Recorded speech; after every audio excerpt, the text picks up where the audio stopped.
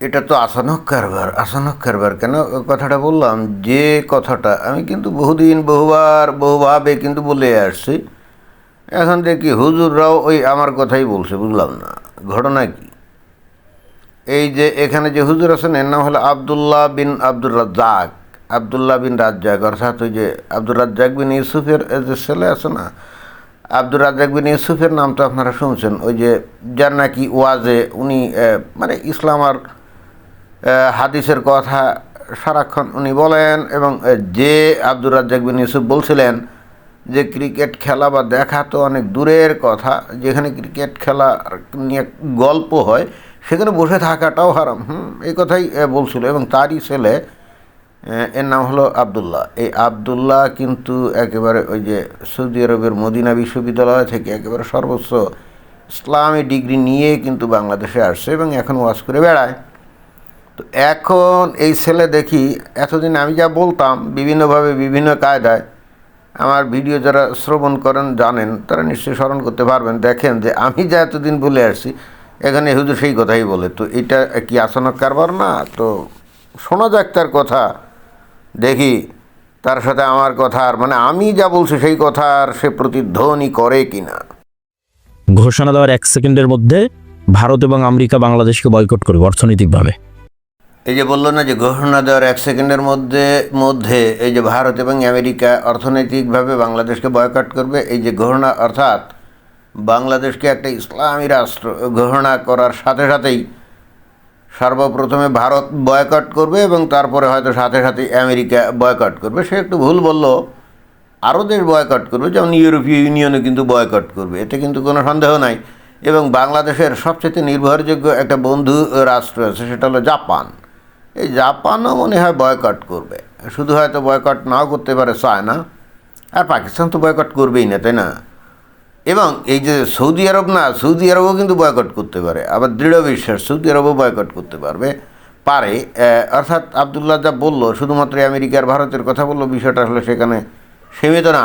অর্থাৎ বাংলাদেশ যদি ইসলাম ওই সামনে যে 12 তারিখে ইলেকশন আসতেছে না, ওই উপলক্ষে সেই কথাটা বলছে, যদি ইসলামী দল জিতে যায় এবং তারা ক্ষমতায় গিয়ে যদি বাংলাদেশকে ইসলামী রাষ্ট্র কায়েম করে, তাহলেই কিন্তু এই ঘটনাটা ঘটবে। তো হ্যাঁ, এরপরে আর কি ঘটবে সেটাও কিন্তু আবদুল্লাহ বলছে, সেটা শোনা যাক।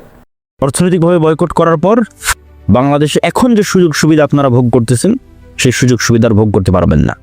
এসব কথা তো আগে আমি বহুবার কিন্তু বলেছি। বাংলাদেশের এই যে যেটা জানা যায় লেটেস্ট যে সার্ভে হয়েছিল, তাতেও নাকি প্রায় 90% লোক বাংলাদেশে ইসলামী শাসন চায়।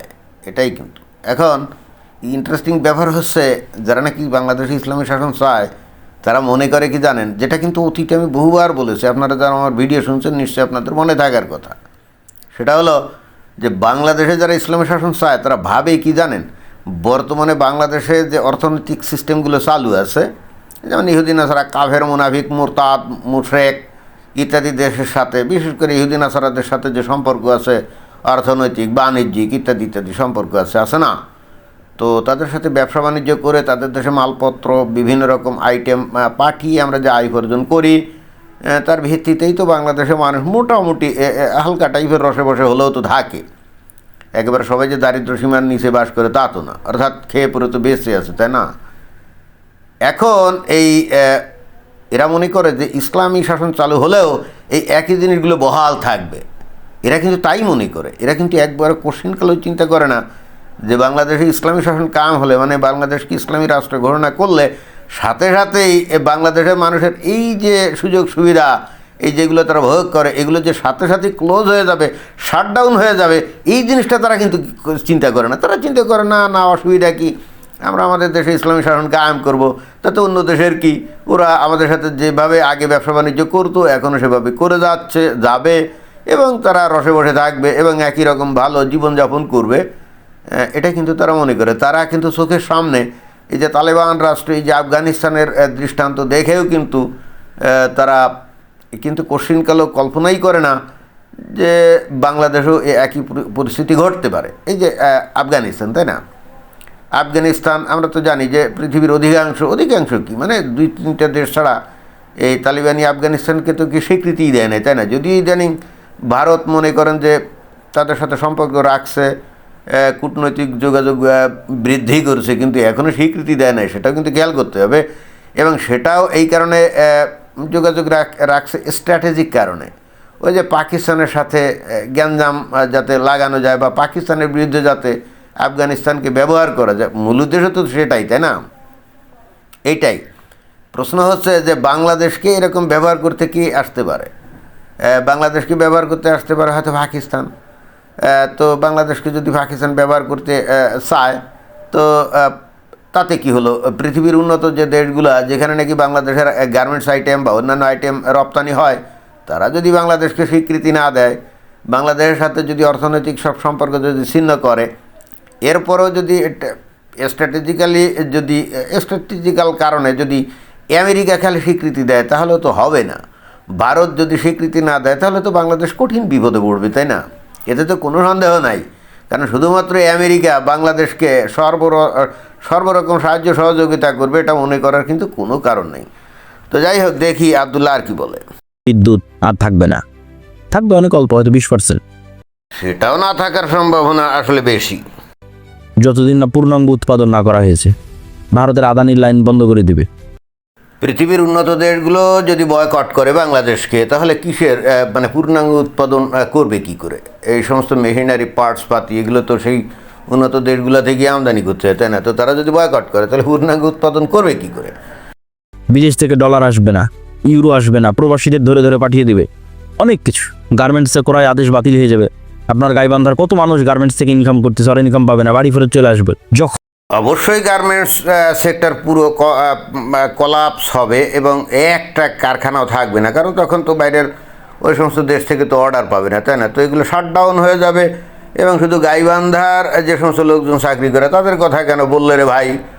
কিসের গাইবান্ধা? গোটা বাংলাদেশ থেকে বিভিন্ন প্রত্যন্ত অঞ্চল থেকে লাখ লাখ লোক এই যে ঢাকা, চিটাগাং, গাজীপুর ইত্যাদি অঞ্চলে চাকরি করে না, তো তাদের তো চাকরি চলে যাবে এবং তারা সবাই কিন্তু বাড়িতে চলে যাবে। আর অবশ্যই অবশ্যই বাইরের বিভিন্ন দেশ থেকে যে রেমিটেন্স আসে, এটা তো আস্তে আস্তে বন্ধ হতে থাকবে এবং পৃথিবীর বিভিন্ন দেশ থেকে বাংলাদেশের মানুষদেরকে আস্তে আস্তে কী করবে? পাছায় লাথি দিয়ে তাড়িয়ে দিবে, এতে কিন্তু কোনো সন্দেহ নাই। একেবারে সঠিক কথা বলছো আবদুল্লাহ। এখন দেখবেন যে এরকম ভয়ঙ্কর ম্যাসাকার চলতেছে, আপনি বলবেন যে রাখো তোমার দিন, রাখো তোমার ইসলাম, নামাও আবদুল্লাহকে, দরকার নাই, এর চেয়ে আগেরটাই ভালো ছিল।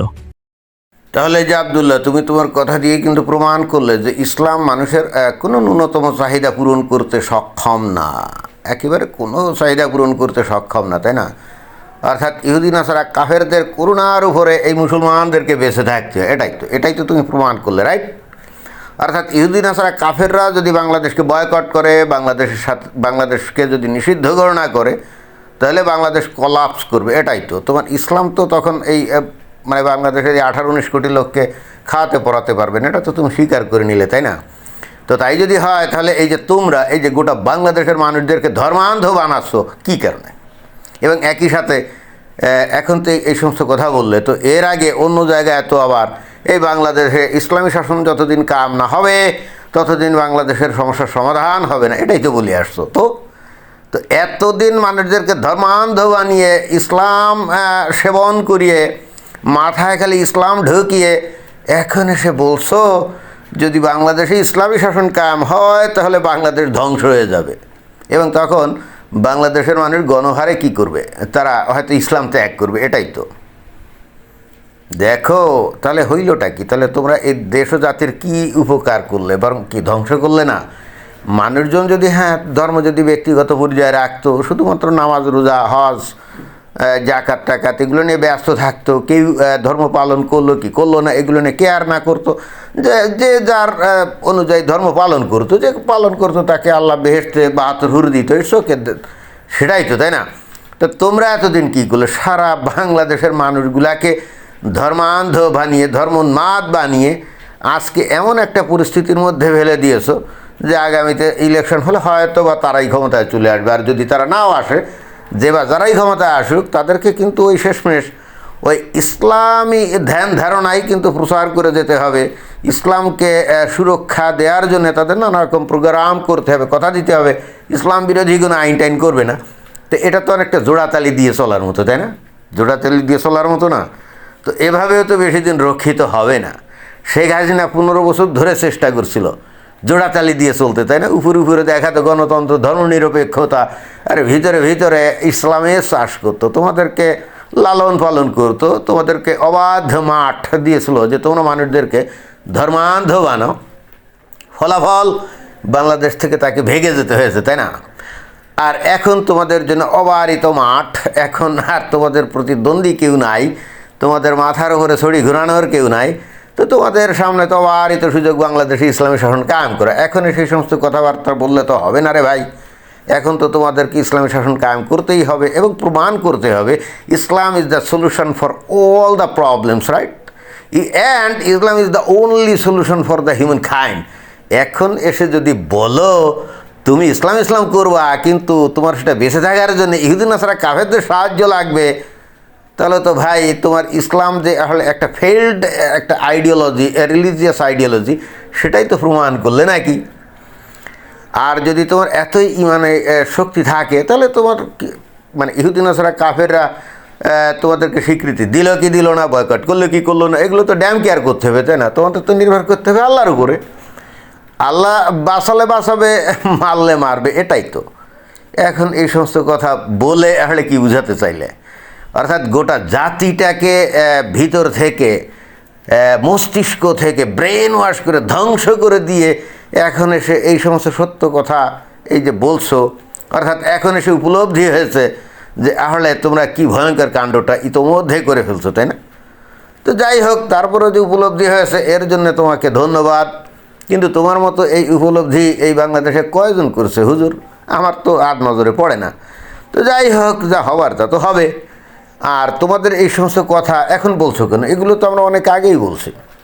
আমি বহু ভিডিওতে, বহু বক্তব্যে আমি এই সমস্ত কথাই বলে গেছি যে বাংলাদেশের মুমিন মুসলমানরা বা রসালো মুসলমানরা বাংলাদেশে ইসলামী শাসন চায়, কিন্তু তারা কোশ্চিনকালেও কল্পনা করে না যে যেভাবে বর্তমানে যে তাগুদি বিধান অনুযায়ী বাংলাদেশের মানুষ সুযোগ সুবিধা পায়, ইসলামী শাসন আসলেও তারা ওই একই সুযোগ সুবিধা পাবে। বস্তুত এটাই তারা মনে মনে কল্পনা করে এবং তারা ভাবে। তারা কোশ্চিনকালেও চিন্তা করতে পারে না যে ইসলামী শাসন কায়েম হলে এই সমস্ত সুযোগ সুবিধার কোনো কিছুই তাদের থাকবে না। তারা হয়ে যাবে রাস্তায় পথের ভিখারি এবং বেসিক্যালি বাংলাদেশে দুর্ভিক্ষ মহামারী লেগে যাবে। এটাই বাস্তবতা। তো যাই হোক, তারপরও আবদুল্লাহ তুমি সত্য কথাটা বললে, অ্যাটলিস্ট আমি যে কথাটা বলছি একদিন সেটাই পুনরুক্তি করলে, এর জন্য তোমাকে ধন্যবাদ। অর্থাৎ চিন্তা করে দেখো, তোমরা যা এখন ভাবো আমরা কিন্তু আরও বহু বছর আগেই তা ভেবে রাখি, এবং আমরা এটা করতে পারি। তার কারণ হচ্ছে আমরা তো আসলে সব দিক চিন্তাভাবনা করে তারপর একটা কথা বলি। এমন না যে ধুমধাম বা হুট করে পপুলার হব, পপুলিস্ট বক্তব্য দেব, সেলিব্রিটি হয়ে যাব, এ ধরনের ফাত্রামি তো আমরা করি না, অন্তত ব্যক্তিগতভাবে তো আমি একেবারেই করি না। ধন্যবাদ।